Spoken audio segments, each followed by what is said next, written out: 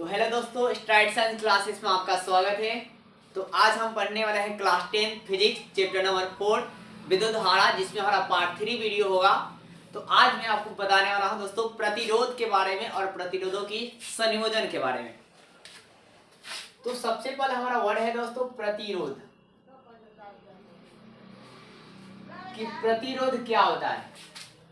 तो प्रतिरोध दोस्तों क्या होता है? तो प्रतिरोध को इंग्लिश में रेजिस्टेंस कहते हैं। और प्रतिरोध किसे कहते हैं? तो प्रतिरोध चालक का वह गुण होता है जो प्रवाहित धारा का विरोध करता है। प्रतिरोध किसे कहते हैं? चालक का वह गुण होता है जो प्रवाहित धारा का विरोध करता है और उससे प्रतिरोध कहते हैं। और प्रतिरोध को आर से सूचित किया जाता है। किससे कहते हैं दोस्तों? आर से। और इसकी एसआई मात्रा क्या होती है? तो ओम होता है। या क्या होता है?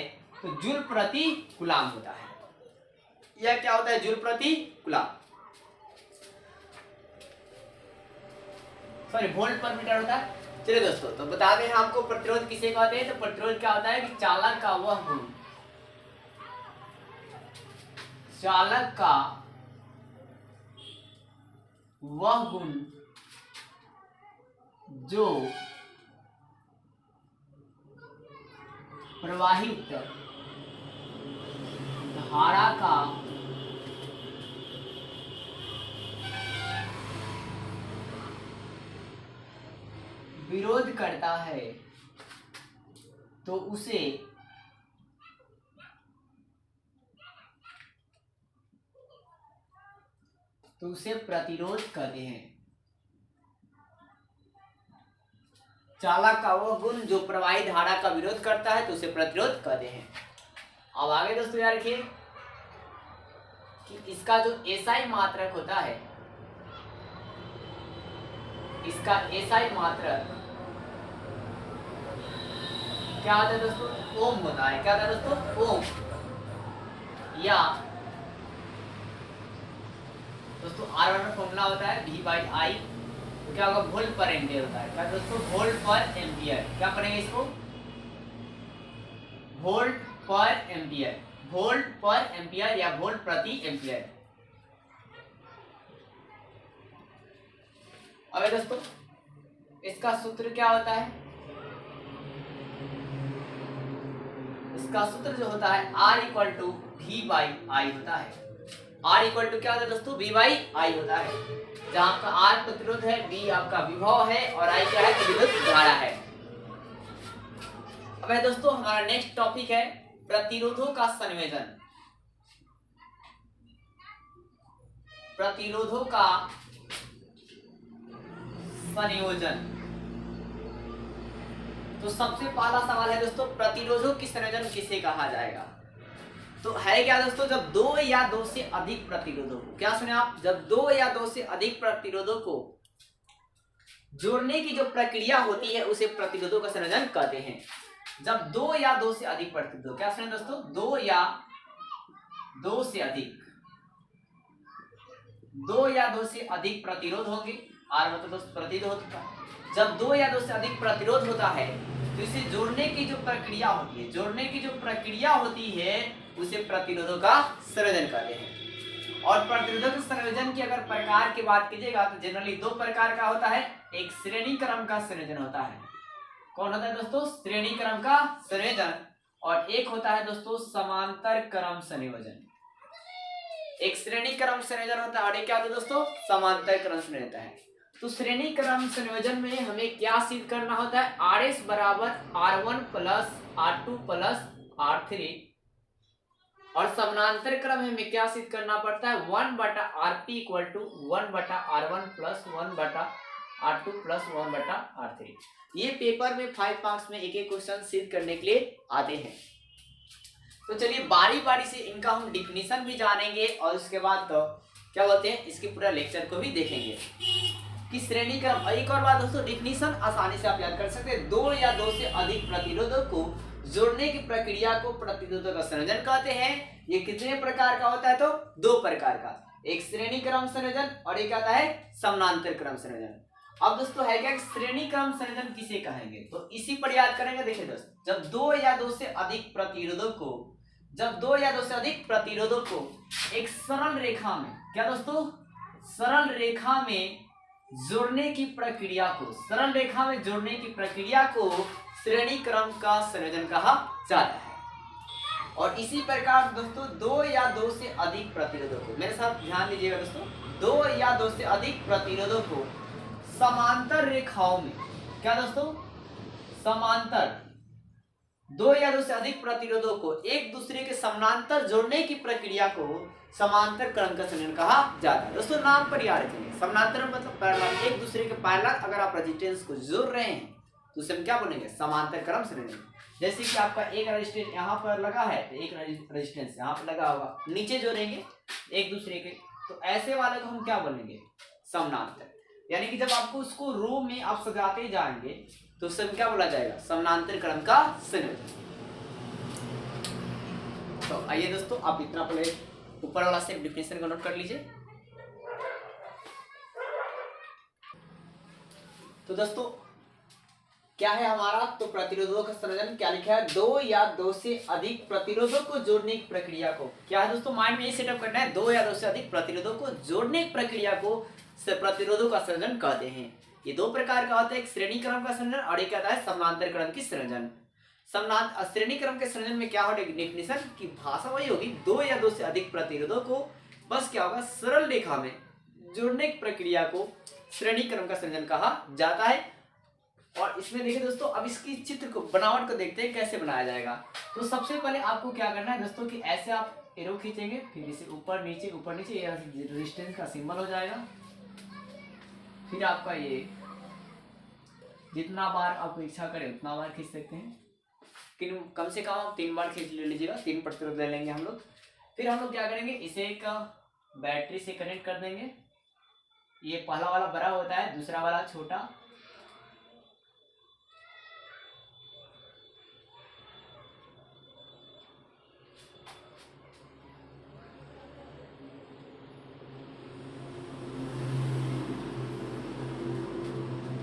फिर इसमें आप स्विच लगा दीजिए।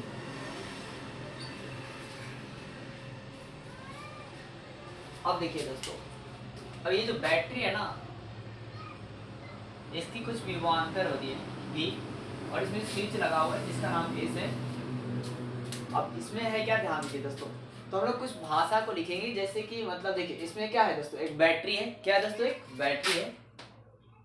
अब इसमें जो प्रतिरोध होंगे इसका R1 हो जाएगा, इसका नाम क्या हो जाएगा, R2 हो जाएंगे, और इसका नाम क्या हो जाएगा दोस्तों, R3 हो जाएगा। फिर इसके यहाँ बिंदु A है, यहाँ बिंदु B मान लेते हैं, यहाँ बिंदु C मान लेते हैं, और यहाँ बिंदु D मान लेते हैं। तो बिंदु A से लेकर आपका बिंदु A हो गया, ये बिंदु B हो गया, ये C हो गया, और ये D हो गया। तो बिंदु A से लेकर बिंदु B के बीच के जो विभवांतर उत्पन्न होता है वो मान लेते हैं V1। फिर इसी प्रकार B से बिंदु C तक जो विभवांतर उत्पन्न होता है वो V2, और C बिंदु से लेकर C तक जो उत्पन्न होता है, विभवांतर उत्पन्न होता है, V3 उत्पन्न होता है।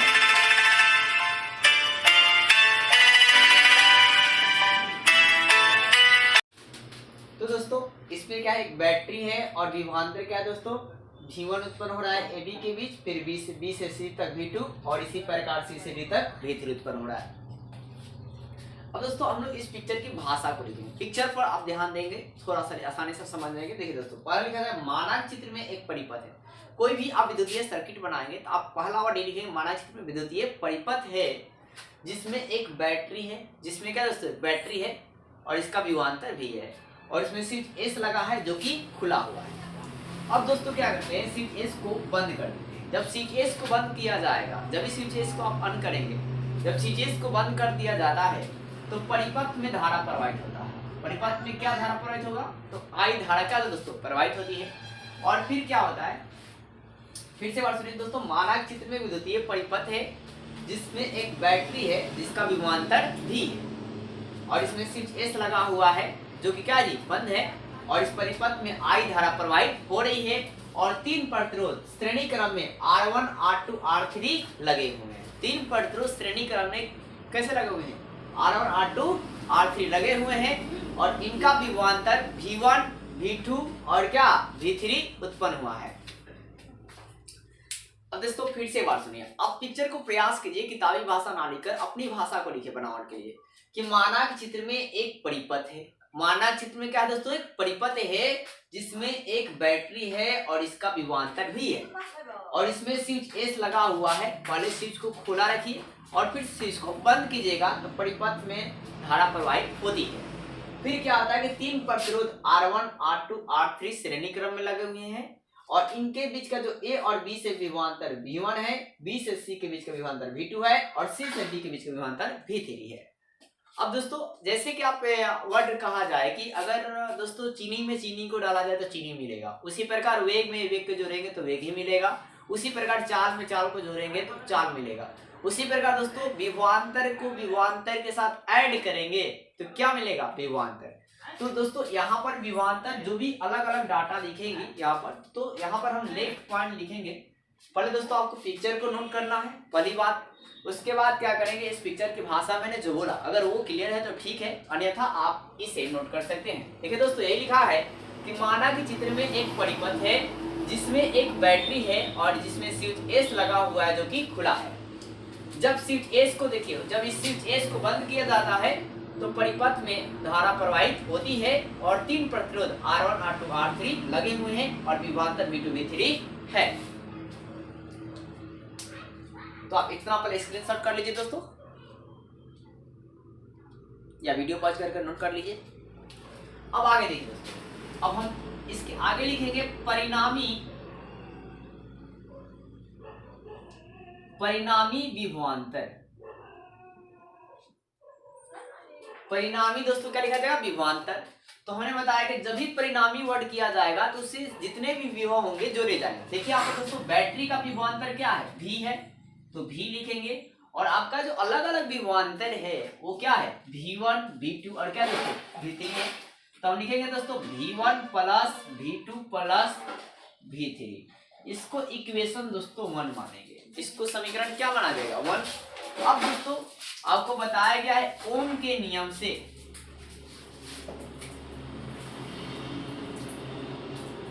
ओम के नियम से V का फॉर्मूला एक आता है, अब बने होंगे इसके जस्ट मैंने पीछे वाले वीडियो में पढ़ाया, अगर आपको नहीं देखे हैं तो पार्ट 2 का वीडियो देखें। V बराबर आपको बताया क्या है, IR। क्या था दोस्तों, RI है, क्या होता है IR।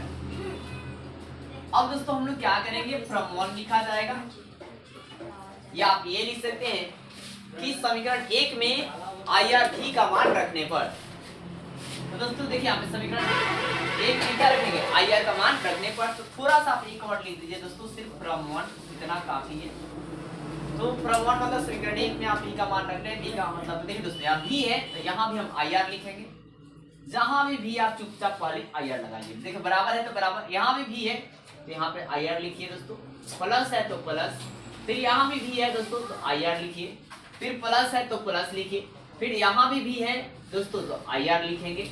अब आगे ध्यान दीजिए दोस्तों, यहाँ पे 1 लगा है तो चुपचाप 1 लगा दीजिए, यहाँ 2 लगल है तो 2 लगा दीजिए, यहाँ 3 लगल है तो 3, आसानी से कैलकुलेट हो जाएगा। अब देखिए दोस्तों, अब इसमें देखिए इसमें भी I है, इसमें भी I है, इसमें भी I है। जब तीनों में आपका I दिख रहा है तो I को हम लोग आसानी से कमन कर लेंगे। तो आगे ध्यान दीजिए दोस्तों, ये IR इक्वल टू I को कमन करेंगे तो R1 plus R2 plus R3। अब यहाँ पर दोस्तों देखिए बराबर के दोनों तरफ सेम से सेम जो राशि होते हैं ना वो कट जाती है, तो यहाँ पे I से I क्या हो जाएगा, कट जाएगा हमारा। तो क्या मिलेगा हमें, यहाँ पे देखिए दोस्तों R बराबर R1 plus R2 plus R3, तो हमारा R बराबर क्या मिलेगा, R1 plus R2 plus R3 मिलेगा। अब दोस्तों होता क्या है कि श्रेणी क्रम में जुड़े हुए प्रतिरोधों का समतुल्य प्रतिरोध RS होता है। श्रेणी क्रम में जुड़े हुए प्रतिरोधों का समतुल्य प्रतिरोध क्या होता है दोस्तों, RS होता है। तो दोस्तों क्या हमने बताया कि श्रेणी क्रम में जुड़े हुए प्रतिरोधों का समतुल्य प्रतिरोध RS होता है। देखिए दोस्तों क्या है दोस्तों, श्रेणी क्रम में जुड़े हुए प्रतिरोधों का समतुल्य प्रतिरोध क्या हो, RS। अब बात ये दोस्तों RS ही क्यों मानेंगे, क्योंकि श्रेणी क्रम जो है उसको इंग्लिश में सीरीज कहते हैं, इसलिए हम क्या बोलेंगे RS। और जब पैरेलल की बात करेंगे तो वहां पे हम बोलेंगे समानांतर क्रम में जुड़े हुए प्रतिरोधों की समतुल्य प्रतिरोध, क्योंकि पैरेलल मतलब क्या हो जाएगा, समानांतर क्रम समानांतर हो जाता है। तो सिर्फ जो R है दोस्तों यहाँ पर क्या हो जाएगा RS, तो RS बराबर आपका आ जाएगा R1 प्लस R2 प्लस क्या हो गया दोस्तों R3। और इस प्रकार हमारा क्या होता है श्रेणी क्रम का जो आपसे फॉर्मूला पूछे जाएंगे कि प्रतिरोधों के श्रेणी क्रम संयोजन का फॉर्मूला क्या होता है, तो RS बराबर R1 plus R2 plus R3। और एक और बात दोस्तों श्रेणी क्रम में जान लीजिए कि पूछा जाएगा श्रेणी क्रम में किसका मान अलग अलग होता है, तो आप देखिए प्रतिरोध और विभवांतर के मान क्या होती है अलग अलग होती है, असमान होती है। और किसका मान समान होता है, तो आप देखिए दोस्तों इसमें धारा की मान क्या है समान है। धारा की मान क्या है, पूरे सर्किट में आई धारा प्रवाहित हो रही है, यानी कि इसमें धारा की मान क्या थे समान होती है। और इसका सूत्र क्या होता है RS बराबर R1 plus R2 plus R3 होती है।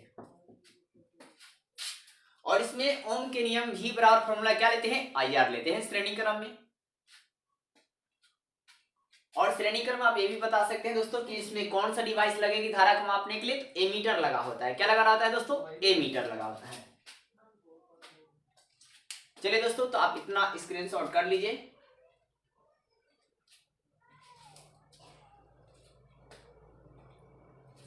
अब दोस्तों यहाँ पर आप इसका भी मतलब लिख सकते हैं कि प्राप्त व्यंजक श्रेणी क्रम संयोजन का सूत्र है। प्राप्त व्यंजक क्या है दोस्तों, श्रेणी क्रम संयोजन का सूत्र है।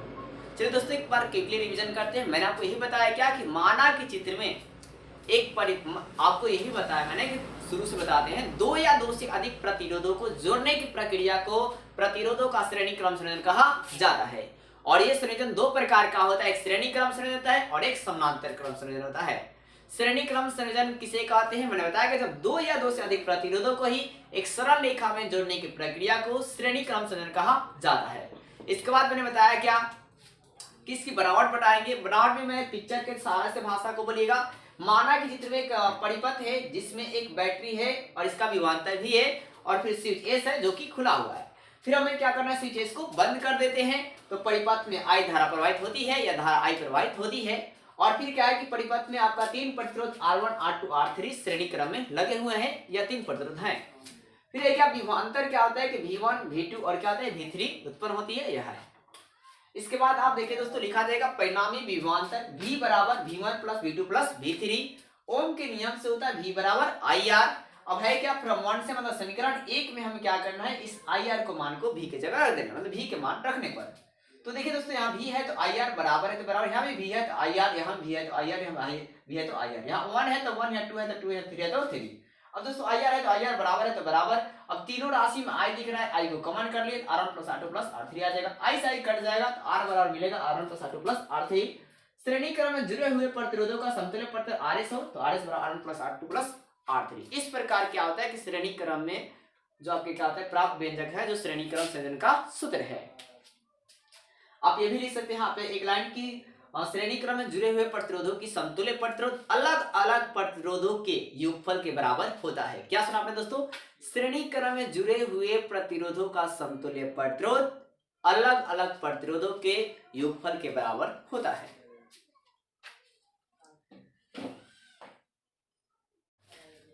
तो दोस्तों अब हम जानने वाले हैं आपका 2 नंबर समांतर क्रम संयोजन, प्रतिरोधों का समांतर क्रम संयोजन। तो ये क्या होता है दोस्तों, जब दो या दो से अधिक प्रतिरोधों को समांतर रेखाओं में जब होता है क्या समांतर रेखाओं में जोड़ने की प्रक्रिया को समांतर क्रम संयोजन कहते हैं। या आप ये बोल सकते हैं कि जब दो या दो से अधिक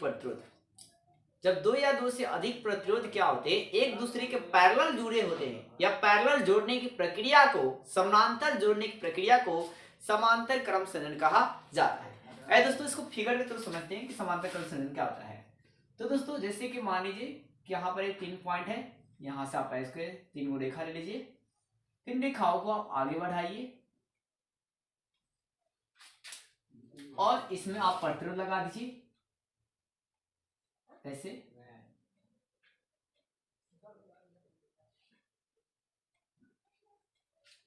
अब इस रेखाओं को आप थोड़ा आगे बढ़ा लीजिए और यहाँ पे ऐसे मिला लीजिए। इसके बाद इन दोनों बिंदुओं को, इस बिंदु को आगे बढ़ाइए और इस बिंदु को आगे बढ़ाइए और इसे बैटरी से जोड़ दीजिए। पहले बड़ा हो जाना चाहिए, फिर छोटा होना चाहिए, फिर बड़ा और फिर आप छोटा दे सकते हैं। अब ये हमारा क्या हो गया दोस्तों, बैटरी। अब इसमें क्या लगा लेते हैं, स्विच एस, जो स्टार्टिंग में खुला रहेगा, फिर बाद में बंद कर देंगे।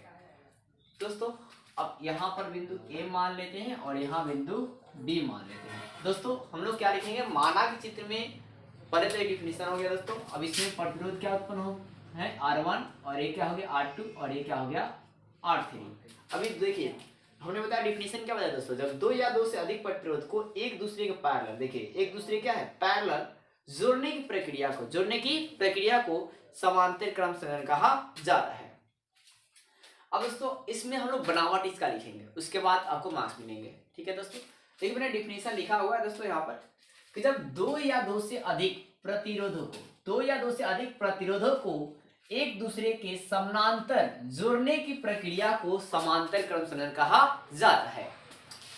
अब है क्या, देखिए यहाँ पर तीन प्रतिरोध R1 R2 R3 एक दूसरे के क्या लगे हैं, समानांतर लगे हुए हैं, तो इन्हीं को जोड़ने की प्रक्रिया को समांतर संयोजन कहा जाता है। तो इसी को हम लोग फॉर्मूला को सत्यापित करेंगे। तो आइए दोस्तों, तो हम लोग सबसे पहले इसमें बनावट लिखेंगे और बनावट की कुछ भाषा लिखी जाएगी। ध्यान दीजिएगा। देखिए दोस्तों, माना के चित्र में दोस्त एक विद्युतीय परिपथ है, पहला वर्ड यही लिखा जाएगा। माना के चित्र में एक विद्युतीय परिपथ है जिसमें एक बैटरी है, जिसमें क्या दोस्तों एक बैटरी है, जिसमें एक बैटरी है और इसका विभवांतर भी है, आप ये भी लिख सकते हैं। फिर दोस्तों क्या इसमें स्विच एस लगा हुआ है जो कि खुला हुआ है। फिर सुनिए, माना चित्र में एक विद्युतीय परिपथ है, इस पूरे सर्किट को हम विद्युतीय परिपथ कहेंगे और एक जिसमें एक बैटरी है, इसका विभवांतर भी है और देखिए इसमें स्विच एस लगा हुआ है जो कि खुला है। अब क्या है दोस्तों, जब भी स्विच एस को आप भाषाओं में बंद कीजिएगा या रियल लाइफ में ऑन कीजिएगा तो उसमें इलेक्ट्रिक करंट प्रवाहित होगी। जैसे कि दोस्तों अगर इस स्विच को ऑन ऑफ किया जाएगा तो बल्ब ऑफ हो जाएगी। तो दोस्तों है क्या कि जैसे हम स्विच एस को बंद करते हैं, जब स्विच एस को बंद करते हैं तो परिपथ में हमारा क्या होता है कि आई धारा प्रवाहित होती है। आई धारा दोस्तों क्या होता है, प्रवाहित होती है। जैसे ये आई धारा बिंदु ए के पास पहुंचती है, बिंदु ए के पास पहुंचती है, ये धारा हो दोस्तों I1 और इसमें हो जाती है I2 और इसमें हो जाती है दोस्तों I3। क्या दोस्तों I3 में बढ़ जाती है। यानी कि जब जैसे आपका स्विच एस को बंद करते हैं तो परिपथ में आई धारा प्रवाहित होती है और बिंदु ए पर जाकर I1 I2 I3 में बढ़ जाती है। इधर I1 चली जाएगी, इधर I2 और इधर दोस्तों I3। फिर ये दोस्तों यहाँ तक आपका यहाँ पर I1 होता है, यहाँ पर I2 धारा होती है और यहाँ पर I3 होती है। लेकिन जैसे बिंदु बी से जब ये क्रॉस करती है धाराएं, ये बिंदु ये सारे धाराएं तीनों मिलकर एक ही धारा I में बदल जाती है। अब है दोस्तों कि इसमें तीन प्रतिरोध हैं R1 R2 क्या जी R3 जो एक दूसरे के समानांतर लगे हुए हैं। इस बातों को आपको लिखना है। फिर से एक बार दोस्तों सुनिए, मैंने आपको यही बताया कि माना के चित्र में एक बैटरी है जिसमें क्या होता है दोस्तों, एक जिसका विभवांतर भी है और स्विच एस है जो कि खुला हुआ है। जब स्विच एस को बंद करते हैं तो परिपथ में आई धारा प्रवाहित होती है जो बिंदु ए पर जाकर I1 I2 I3 में बढ़ जाती है। और फिर होता है क्या दोस्तों कि बिंदु फिर ये बिंदु बी के पहले तक I1 I2 I3 धारा होती है, लेकिन बिंदु बी पर ये धाराएं फिर क्या आती है I बन जाती है, I में परिवर्तित हो जाती है। और इसमें तीन प्रतिरोध एक दूसरे के समानांतर लगे हुए हैं, समानांतर के क्रम में क्या जी जुड़े हुए हैं। अगर आप दोस्तों पिक्चर को पहले आप नोट करेंगे, उसके बाद इसकी भाषाओं को आप अपनी भाषाओं में पिक्चर को देखते हुए लिखेंगे। अन्यथा आपको लिखने में दिक्कत है तो आप यहाँ पे लिखा हुआ है, आप स्क्रीनशॉट कर सकते हैं या वीडियो को पॉज कर आप लिख लीजिए। और इसमें एक लाइन और लिख लीजिएगा दोस्तों कि तीन प्रतिरोध R1 R2 R3 हैं। तीन प्रतिरोध R1 R2 R3 हैं जो एक दूसरे के समांतर जुड़े हुए हैं।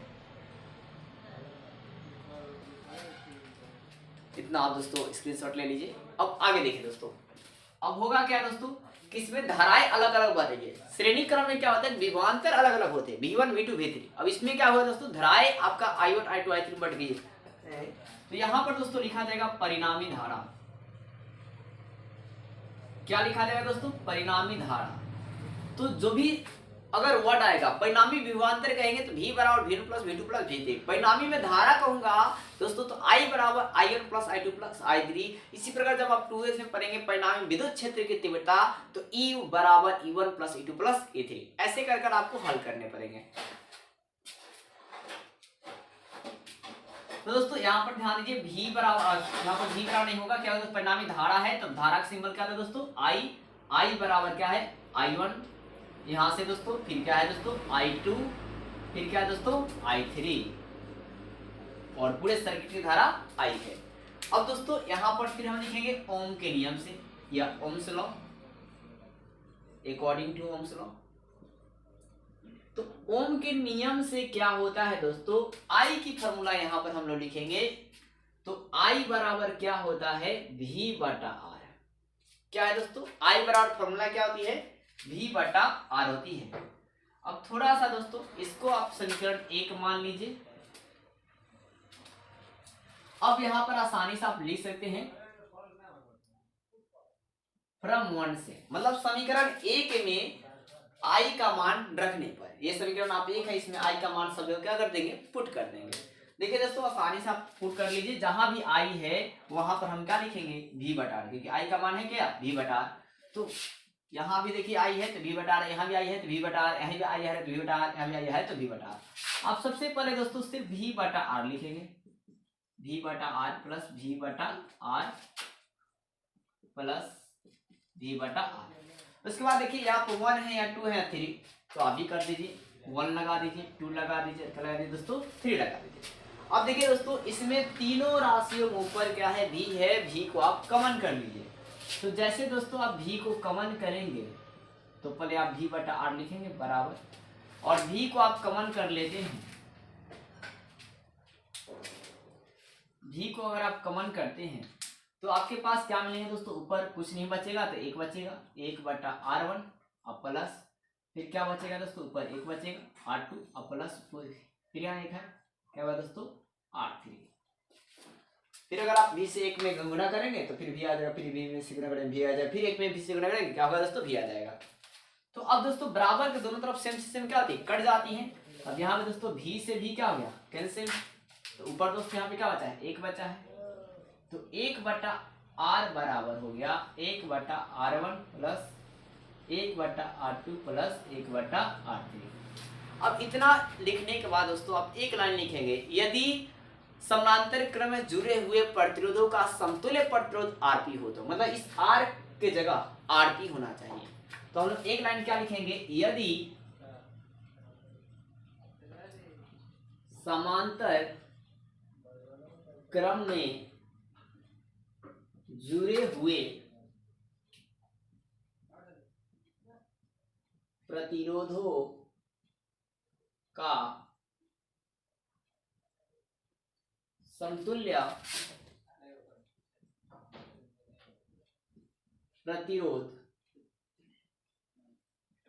Rp हो, तो दोस्तों यदि समानांतर क्रम में जुड़े प्रतिरोधों का समतुल्य प्रतिरोध Rp हो, तो मतलब जहां R है वहां सिर्फ Rp हो, तो क्या हो जाएगा, R की जगह हम ले लेंगे सिर्फ Rp बराबर वही जो है सो छाप देंगे 1 बटा R1 प्लस 1 बटा R2 प्लस 1 बटा R3। अब इस प्रकार क्या होता है दोस्तों कि समानांतर क्रम में जुड़े हुए प्रतिरोधों का समतुल्य प्रतिरोध जो क्या होता है सिद्ध हो जाता है। तो आशा है दोस्तों कि श्रेणी क्रम और समानांतर क्रम आप भली बात ही समझ गए होंगे। अगर आपने एक बार में आपको समझ नहीं आता है तो वीडियो को दोबारा से देखिए, आपको अवश्य समझ में आएगी। अगर आप प्रयास करते हैं मेरे साथ तो आपको उसी टाइम समझ में आ जाएंगे। चलिए दोस्तों, तो इसे भी हम लोग क्विकली पूरा स्पीड रिवीजन करते हैं। तो हम लोग दोस्तों क्या देखेंगे कि आपको बताया क्या दोस्तों, प्रतिरोधों का समांतर क्रम संयोजन। प्रतिरोधों क्या बताया दोस्तों, समांतर क्रम संयोजन। इसमें मैंने आपको बताया कि जब 2 या 2 से अधिक प्रतिरोध एक दूसरे के समांतर जुड़े होते हैं तो उसे समांतर क्रम संयोजन कहा जाता है। अब बनावट की बात बताया तो मैंने बताया कि माना के चित्र में देखिए दोस्तों कि एक विद्युतीय परिपथ है जिसमें एक बैटरी है, इसका विभवांतर भी है और स्विच एस है जो खुला हुआ है। जब स्विच एस को बंद किया जाता है तो परिपथ में आई धारा प्रवाहित होती है और बिंदु ए पर जाकर I1 I2 I3 में बढ़ जाती है और पुनः बिंदु ए पर बी पर जाकर क्या होती है आई धारा में बदल जाती है। और 3 प्रतिरोध इसमें R1 R2 R3 लगे हुए हैं। फिर आपको बताया क्या दोस्तों कि परिणामी धारा लिखेंगे, क्योंकि धारा अलग अलग है तो परिणामी धारा I बराबर I1 plus I2 plus I3 हो जाएगा। फिर ओम के नियम से दोस्त होता है I बराबर V बाई R। अब जहां I है वहां V बाई R से पुट कर देंगे समीकरण 1 मानकर। तो यहाँ I है तो V बाई R, या I है तो V बाई R, I है तो V बाई R, I है तो V बाई R, सारा जगह लिखा हुआ है। या 1 2 3 है तो 1 2 3 लगा दीजिए दोस्तों, सिंपल आसान। फिर V बाई R है बराबर है तो बराबर, फिर तीनों में V है, V को कॉमन कर लीजिए तो V इंटू यहाँ क्या बचेगा 1 बचेगा, यहाँ भी क्या बचेगा 1, यहाँ भी क्या बचेगा 1, तो 1 बटा R1 प्लस 1 R2 प्लस 1 बटा R3, V कॉमन हो गया। V से भी क्या होगा दोस्तों कट जाएगा तो एक बार ऊपर कुछ नहीं तो एक बचा, तो 1 बटा R1 बराबर 1 बटा R2 प्लस 1 बटा R3। अब बताएगा यदि समानांतर क्रम जुड़े हुए प्रतिरोधों का समतुल्य प्रतिरोध Rp हो तो 1 बाई Rp बराबर हो जाएगा दोस्तों R1 plus 1 R2 plus 1 by R3। एक और दोस्तों लॉजिकल बात, अगर आपसे न्यूमेरिकल इस पर पूछे जाते हैं कि श्रेणी क्रम में न्यूमेरिकल बात आइए, मतलब 10 ओम के, 20 ओम के, फिर 30 ओम के 3 प्रतिरोध जो हैं आपके श्रेणी क्रम में जुड़े हुए हैं, तो इनका समतुल्य प्रतिरोध क्या होगा। तो श्रेणी क्रम जब वर्ड आएगा ना दोस्तों डायरेक्टली आप जोड़ डालेंगे, डायरेक्टली जितना भी डाटा दिया होगा उसे क्या करेंगे जोड़ देंगे। और समानांतर क्रम आपसे पूछेगा तो आप भिन्न का जोड़ निकाल देंगे, और भिन्न के जोड़ निकालने के बाद उसे पलट देंगे, उसे क्या करेंगे दोस्तों पलट देंगे, और उसके बाद अपना ऑब्जेक्टिव को मैच कर लीजिएगा।